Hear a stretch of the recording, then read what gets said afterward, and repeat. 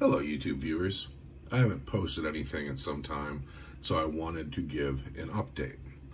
If you've been following along with the campaign, you should be aware that when the Farseer and I decided we were going to play the campaign, we threw in this little extra caveat where if a final game was forced, I had 21 points, he had 21 points, there's only one game left in it, we were going to finish our knights and bring them for that game.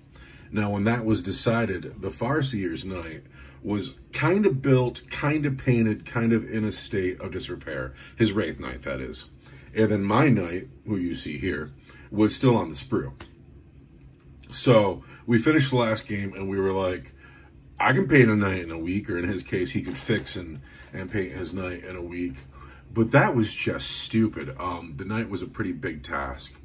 And I could have spent a year on him, honestly. There was so much going on. And I was super happy to paint him in the context of the campaign because it forced me to hurry up. And it wasn't exactly a week, but here he is, he's done. So what happened is we got through the first week and our knights weren't done yet. And we were like, I know I said I'd have my knight done, but I was wrong and my knight's not done. But I had a video that I had sandbagged, that I had just left. I was ahead a week on putting up videos because I had screwed up a few weeks past and took me a long time to figure out my problems and blah, blah, blah. I'm very new to making movies. Anyway, so we put up that next one, and then we were going to wait the other week, the next week. But then the Farseer, who has one of those real jobs, one of those kind of jobs that you hear about that other people have that sound like they take a lot of time, and they're for like, I don't know who works those jobs, but he works one of those jobs, and his fancy pants job sent him off to a different city. And so on top of us not having our knights done, then he, my opponent, has left town for 2 weeks. And so we put the whole thing on hold. And so I hope the suspense is killing you. The final fate of Planet Irwin, what could it possibly be? It's coming. When the Farseer gets back, he's going to come over. His knight will be done. My knight, who we're going to introduce in a second, will also be done. And then we will have the great big final game, and it'll be over, and it'll be time to move to new things. On the subject of knights, this is Sir Helmet. Sir Helmet the Unsung. And he's magnetized all over the place so I can eventually paint these other weapons and swap them out. But we'll be running him as an errant with a glove, and I'm pleased with him. I learned some lessons here.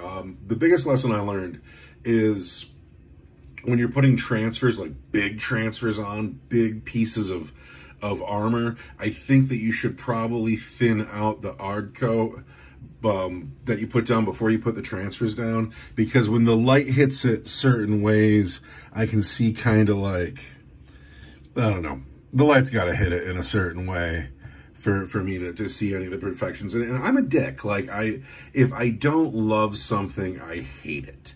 And so I'm pretty happy with him. My other complaint about the kit is they don't give you enough transfers. They give you all like a black set of transfers and a white set of transfers. And I wanted more black than white, and I had to get a little creative. I'm pleased with the back of the flag. That just kind of took me, and that worked out all right. So I like him a lot. I'm almost done. I want to finish the base up because I did the base, but it's a big base and it's looking kind of sparse, and the grass is looking kind of flat. So I want to add a little bit to that, and then I have to varnish him, but then I'll call him done. So the knights will be done. When the Farseer gets back from his very fancy business-like job, we will play the last game of the campaign for Irwin, which I'm pulling for him. I really am. I would like to see friend Farseer win the campaign because he came back just a long way. And he's my friend, and I always have more fun when he wins anyway. When that's over, I still have static grass all over this thing. When that is over, I have a model or two to paint, and then I'll be doing a 3-part mini campaign with Kubla Khan, which I'm super excited about. Get her involved because she needs to be involved, right?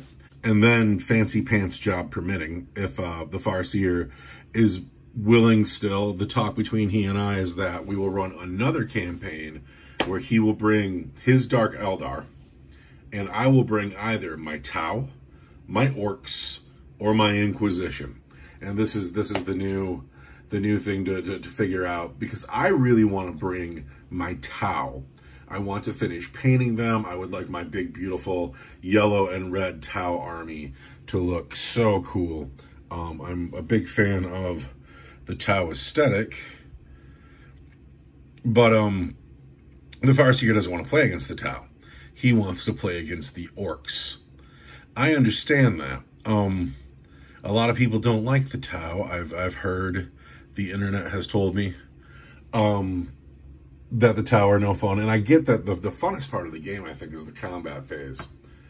So the Farseer would rather I bring my Orcs than my Tau. The problem is I have a nice chunk of Tau done. I don't have anything done on those Orcs. I have a squad of boys that's almost complete. I have a war boss who's almost complete.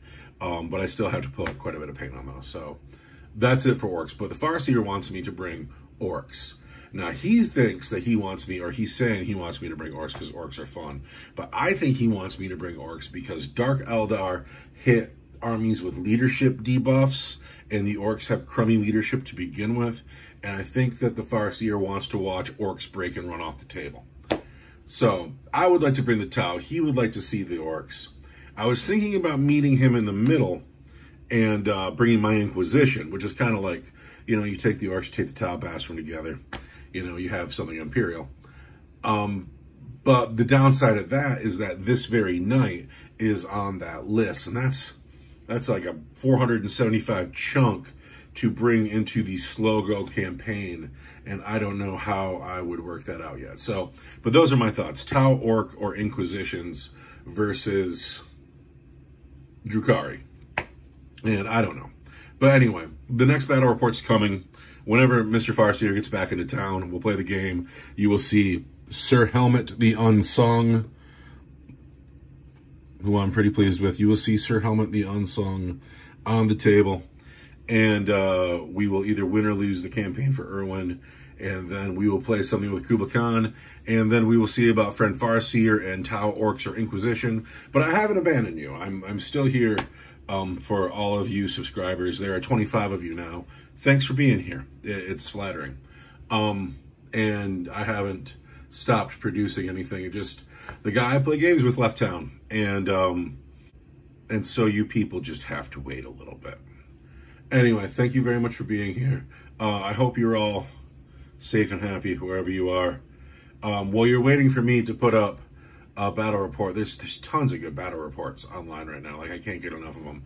I watch a lot of Play on Tabletop.